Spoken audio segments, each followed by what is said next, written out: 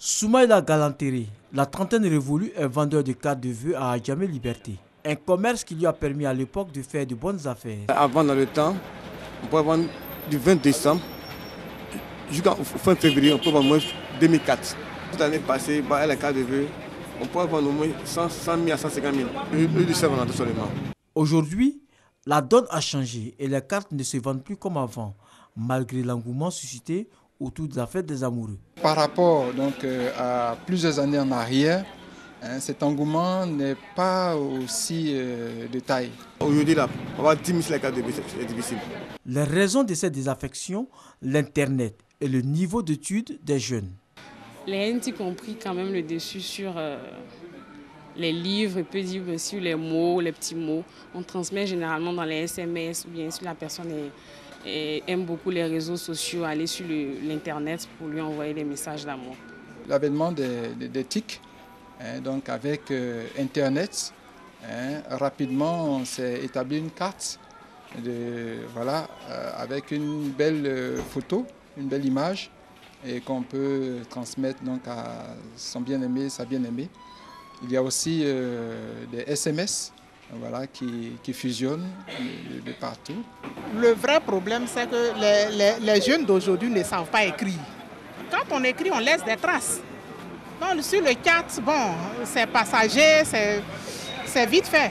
Pour les internautes, les technologies de l'information et de la communication TIC permettent d'exprimer plus aisément son amour à son conjoint ou à sa conjointe. Je suis en train de chercher des poèmes, puisque bientôt c'est la Saint-Valentin.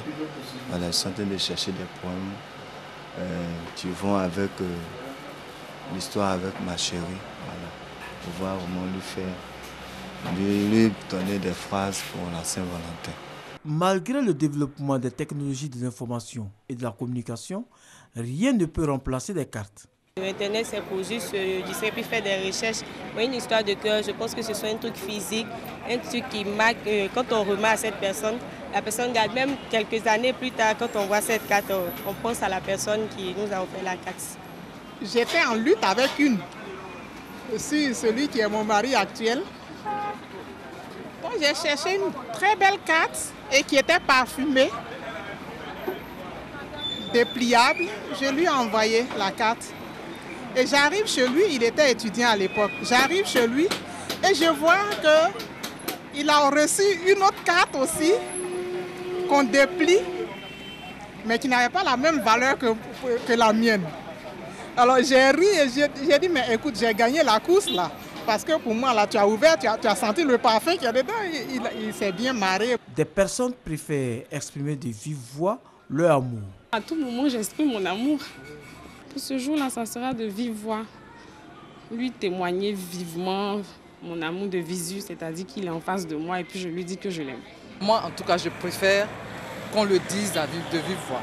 C'est-à-dire la personne est en face de vous, vous invitez la personne dans un restaurant et puis vous vous exprimez, c'est mieux. C'est mieux, je pense que comme ça, on se voit, on sent si la personne vous raconte des histoires ou pas.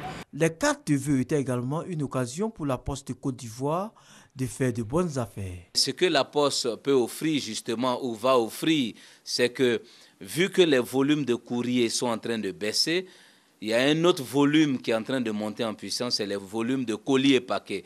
Donc en Côte d'Ivoire, nous sommes en train de nous apprêter pour que la Poste soit le coursier des populations.